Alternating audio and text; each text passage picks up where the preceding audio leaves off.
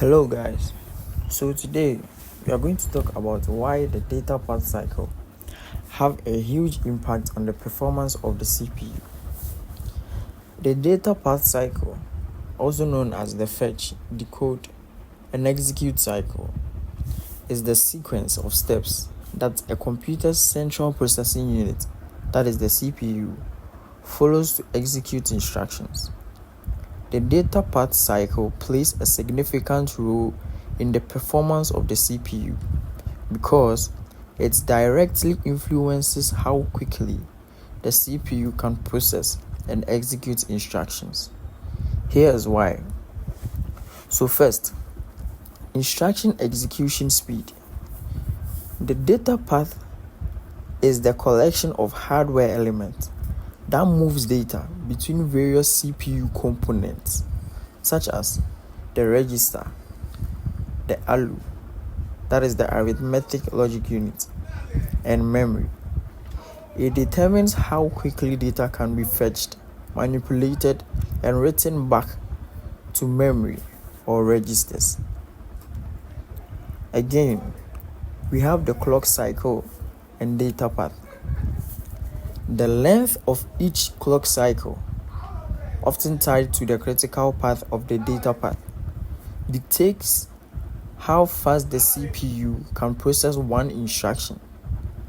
A longer data path cycle means that more time is required to move data between components, thus slowing down the instruction execution. If the data path is long or inefficient, the time to complete an instruction cycle increases, which in turn decreases overall performance of the CPU. We have the pipelining also. Many modern CPUs use pipelining, where multiple stages of different instructions are processed simultaneously.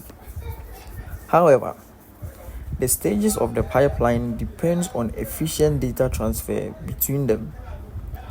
If the data path cycle is slow, it can create bottlenecks, where one stage has to wait for the previous stage to complete, reducing the overall speed up expected from the pipelining. A long data path cycle can also cause delays in fetching or storing intermediate data, reducing the pipelining efficiency. We also have the data hazard. Data hazards occurs when instructions depend on the results of previous instructions. If the data path is long, resolving these dependencies can take longer, causing additional delays. CPUs with a shorter data path cycle can handle these hazards better, reducing the need for stalling or delaying instructions. Finally, we have the frequency and clock speed. The data path cycle is often linked to the clock speed of the CPU.